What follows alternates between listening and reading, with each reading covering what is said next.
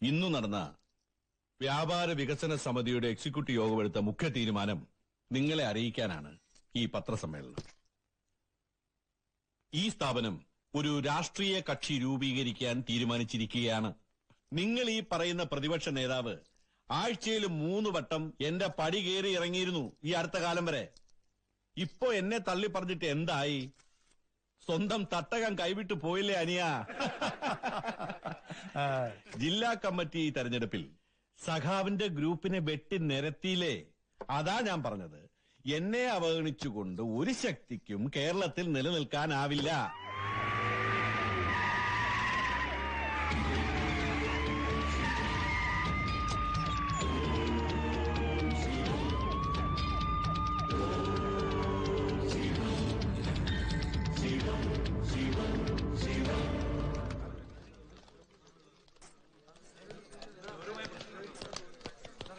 നിക്ക് police എന്താ ഇവിടെ കാര്യം? മാറ. മിസ്റ്റർ, ഞാൻ സാറിനെ വെറുതെ ഒന്ന് അറസ്റ്റ് ചെയ്യാൻ വേണ്ടി വന്ന I have A warrant against U. Here it is. Bhadran. വേണ്ട മുതലാളി, ഞാൻ ചോദിക്കാം, എന്ത് കാരണത്തിനാണ് ഇദ്ദേഹത്തെ അറസ്റ്റ് ചെയ്യുന്നത്? എന്തോ? ആരുടെ നിർദ്ദേശപ്രകാരമാണ് ഇദ്ദേഹത്തെ അറസ്റ്റ് ചെയ്യുന്നതെന്ന്? ഏതാ മിസ്റ്റർ? എന്തിനു വേണ്ടി അറസ്റ്റ്? പോടാ. ഇവിടുത്തെ പോലീസ് ഹെഡ് കോൺസ്റ്റബിൾ ആയിരുന്ന സുകുമാരൻ നായരുടെ മരണം കൊലപാതകമാണ്. ചാർജ് ചെയ്തിരിക്കുന്ന കേസിൽ മേടയിൽ ദേവരാജൻ 1-ാം പ്രതിയും മേടയിൽ അശോകൻ 2-ാം പ്രതിയുമാണ്. 3ഉം 4ഉം 5ഉം പ്രതികളായ ഫ്രാൻസിസ്, സോമശേഖരൻ, നാസർ എന്നീ വാടക ഗുണ്ടകൾ ഒളിവിലുമാണ്. ശുദ്ധസംബന്ധം. ഈ പറയുന്ന സുകുമാരൻ നായരെ ഞാൻ അറിയുകൂടിയില്ല. അല്ലെങ്കിൽ തന്നെ ഞാനെന്തിന് അയാളെ കൊല്ലണം? അതാണ്. എന്താണ് കൊലയുടെ മോട്ടീവ്? ഈ അറസ്റ്റിന് ഉന്നതാധികാരികളുടെ അനുവാദം ഉണ്ടോ? പറയാം. മുഖ്യമന്ത്രിയുടെ അറിവോടെയാണോ സാർ ഈ അറസ്റ്റ്? പറയാം. ഈ കേസിന്റെ വിശദാംശങ്ങൾ വെളിപ്പെടുത്താനായിട്ടുണ്ട്. അന്നൊന്നും തോന്നാത്തൊരു ആദി ഇദ്ദേഹത്തെ അറസ്റ്റ് ചെയ്യുമ്പോൾ മാത്രം തോന്നാൻ എന്താണ് കാരണം സർ? വേണ്ട, എല്ലാവരും ശാന്തരായിരിക്കൂ. എന്റെ കൈകൾ ശുദ്ധമാണ്. എന്റെ നിരപരാധിത്വം ഞാൻ ജനങ്ങളുടെ കോടതിയിൽ തെളിയിച്ചോളാം. ഈ സ്ഥാപനത്തെ കരിവാരി തേക്കാനും എന്നെ അപകീർത്തിപ്പെടുത്താനുമുള്ള ഗൂഢാലോചനയുടെ ഭാഗമാണ് ഈ അറസ്റ്റ്. പക്ഷെ ഇതുകൊണ്ടൊന്നും ദേവരാജനെ ഒതുക്കാൻ ഒക്കില്ല.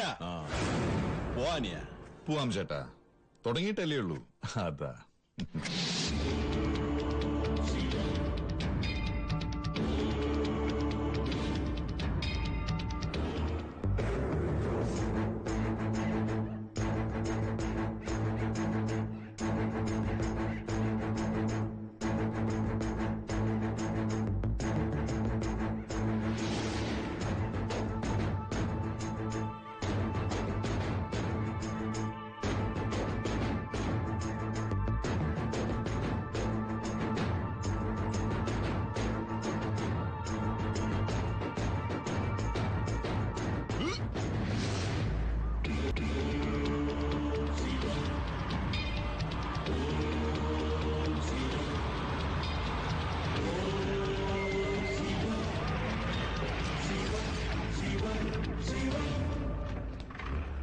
നമസ്കാരം.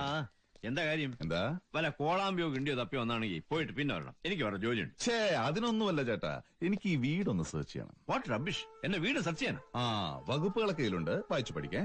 റഷീദ് സാർ ഒന്നും വിടാതെ ചേട്ടാ, ഇവിടെ ഇത് ജില്ലാ press council president mister Achuthan, അത് സെക്രട്ടറി സണ്ണി എബ്രഹാം. ഇങ്ങനെയുള്ള കാര്യങ്ങൾ നടക്കുമ്പോ സാക്ഷികളായിട്ട് കൊള്ളാവുന്ന ചില മാന്യന്മാരുള്ള നല്ലതല്ലേ? ഇല്ലെങ്കിൽ സാറ് നാളെ മനുഷ്യാവകാശ കമ്മീഷന്റെ മുമ്പിൽ പോയി ഞാൻ പീഡിപ്പിച്ചു എന്നൊരു പരാതി കൊടുത്താൽ മോശമല്ലേ? എനിക്കൊരു ഫോൺ ചെയ്യാം. അതിനെന്താ ചെയ്യാലോ?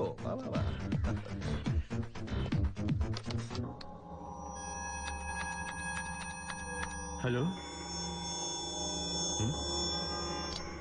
ഹലോ.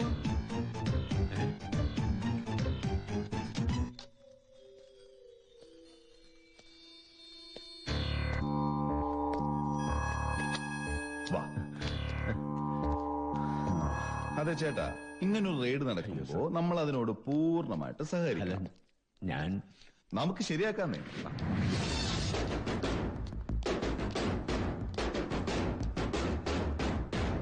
Sir, yes. ഒരു പെട്ടി കിട്ടിയിട്ടുണ്ട്. ഒരു പെട്ടിയോ? ഇത് മുഴുവൻ കറൻസിയാണ് സാർ. കറൻസി? ആഹാ, മൈ ഗുഡ്. ഓഹോ, കൊള്ളാമല്ലോ യശോധരൻ സാറേ. ചതിയാണ്. ഈ പെട്ടി എന്റെ അല്ല സാർ. അതാണ് കുഴപ്പം. അനധികൃതമായിട്ട് എന്തെങ്കിലും കണ്ടുപിടിച്ചാൽ ഉടനെ അതങ്ങ് കണ്ണുമടച്ച് നിഷേധിക്കുക. അല്ല sir. My god, this is counterfeit currency. Sir. ഇത് മുഴുവൻ കള്ളനോട്ടാണ്. എന്താണ് സാർ സാർ ഇത് എന്റെ പെട്ടിയല്ല സാർ. റഷീദ്, സാർ, വീഡിയോഗ്രാഫറെ വിളിക്കൂ. Yes, sir. സാർ.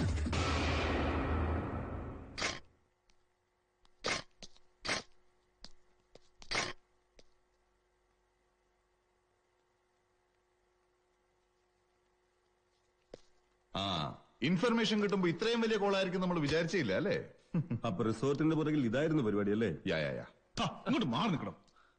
സാർ എന്നെ രക്ഷിക്കണം സാർ. ഞാൻ എന്ത് വേണമെങ്കിലും ചെയ്യാം സാർ. എന്തു വേണമെങ്കിലും ചെയ്യും. എന്ത് വേണമെങ്കിലും ചെയ്യാം. എന്നാ വാ. അതെ, സാറ് നേരത്തെ പറഞ്ഞ ശരിയാണ്. ഇത് ചതിയാണ്. എല്ലാം ഞാൻ തന്നെ ചെയ്തത്. Everything is fabricated. പത്മനാഭൻ മാഷിന്റെ ഈ വീട് യശോധരൻ സാറിന്റെ പേരിലായതുപോലെ ഇതൊരു ചതി. സാറ് ദേവരാജ മുതലാളിയുടെ ബിനാമിയാണെങ്കിലും നിയമത്തിന്റെ മുമ്പിൽ ഇന്നിവിടുന്ന് കണ്ടെടുത്ത 50 ലക്ഷം രൂപയുടെ വ്യാജ നോട്ടുകൾക്ക് മുഴുവനും സാറ് തന്നെയാണ് ഉത്തരവാദി. അയ്യോ. സോ ഇതിൽ നിന്നും തടിയൂരണമെങ്കിൽ let us strike a deal. കിട്ടിയില്ല. ഇല്ല. ഈ വീടങ്ങ് പത്മനാഭ മാഷിന് തിരികെ എഴുതി കൊടുത്തേക്ക്. അയ്യോ സാർ. എനിക്ക് നിർബന്ധമൊന്നുമില്ല. പക്ഷെ അടുത്ത മാസം മറ്റാണ് മൂത്തമോളുടെ കല്യാണം അല്ലേ? അത് മുടങ്ങണ്ടെന്ന് വെച്ച് പറഞ്ഞു, അത്രേ ഉള്ളൂ. സാർ. വെറുതെ വേണ്ട സാറേ. മാഷിന് നിങ്ങൾ 10 ലക്ഷം രൂപയിൽ എണ്ണി കൊടുത്ത് ആ ഇരിക്കുന്ന 50 ലക്ഷം മൊത്തം നിങ്ങൾ അങ്ങ് എടുത്തോ. സമ്മതമല്ല ബാബു. സാർ ഞാൻ രാവിലെ തന്നെ രജിസ്റ്റർ ഓഫീസിൽ നിന്ന് ഒപ്പിട്ട് തരാം. അതാണ് ഗുഡ് ബോയ്. ഇനി വേണം ഒരു 4 അടിച്ചോ. ആ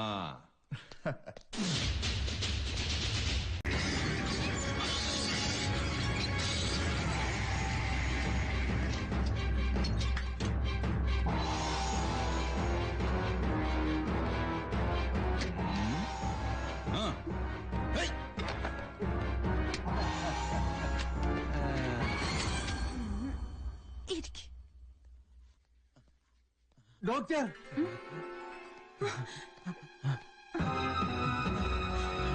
ആരാ നിങ്ങളൊക്കെ? എന്താ ഇവിടെ കാര്യം? അയ്യോ ഡോക്ടർ, പേഷ്യന്റ് ഇത്തിരി സീരിയസാ. ഞങ്ങൾ വന്നത് ഡോക്ടർക്ക് ബുദ്ധിമുട്ടായോ? കേട്ടോ ഡോക്ടറെ, ഈയിടെയായിട്ട് ഇവന് വല്ലാത്തൊരു ബലക്കുറവ്. ഈ വിചാരിക്കണ കാര്യങ്ങളെ അങ്ങനെ അങ്ങോട്ട് നടക്കുന്നില്ല. തിരക്കിയപ്പോ എല്ലാരും പറയാ ഡോക്ടറുടെ കയ്യിൽ അതിനുള്ള മരുന്നുണ്ടെന്ന്. സത്യവാ, ഡോക്ടർ കണ്ടപ്പോഴേ എനിക്ക് ഉഷാറാവുന്നുണ്ട്. അയ്യടാ, ഡോക്ടറെ പോലീസിന് ഫോൺ ചെയ്യാം. ഹലോ.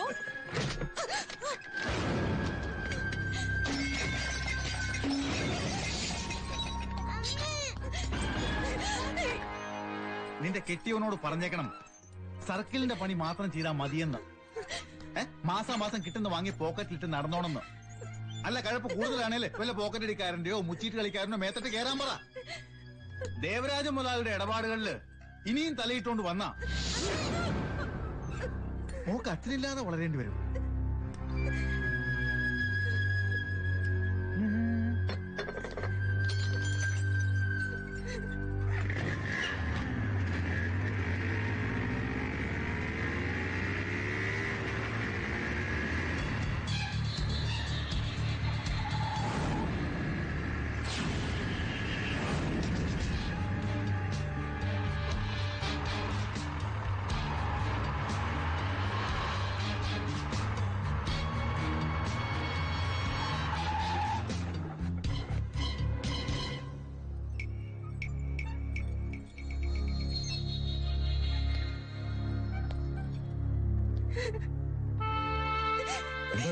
എന്തുണ്ടായി?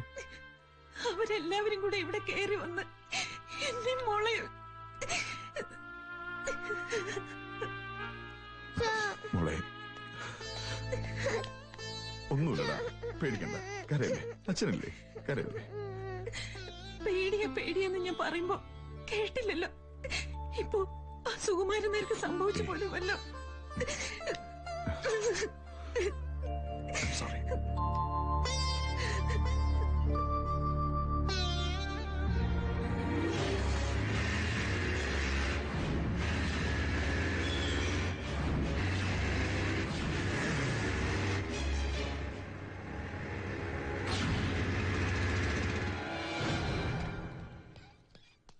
സാർ, സാറ് കുറിച്ച് തന്ന നമ്പറിലുള്ള വണ്ടികളെല്ലാം പിടിച്ചിട്ടുണ്ട്. ഓണർമാരും എല്ലാം കസ്റ്റഡിയിലുണ്ട്.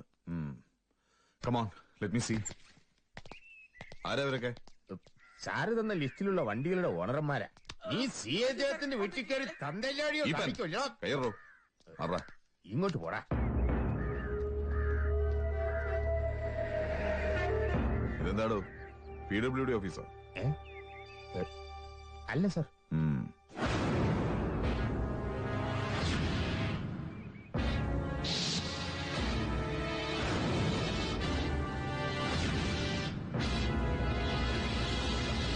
പറഞ്ഞു വിടറോ എല്ലാത്തിനെ. അപ്പൊ സാറ് കണ്ട വണ്ടികൾ ഇതല്ല, വ്യാജ നമ്പർ വെച്ചിട്ടുള്ള കളികളാ സാറേ. എന്റെ ഒരു ബുദ്ധി കൂർമ്മതയിൽ തെളിഞ്ഞു വരുന്നത് ഇതിന്റെ പിന്നിൽ തീവ്രവാദികളാണെന്നാണ്. ബിൻ ലാദനെങ്ങാനുമാണോ? സംശയമുണ്ട്.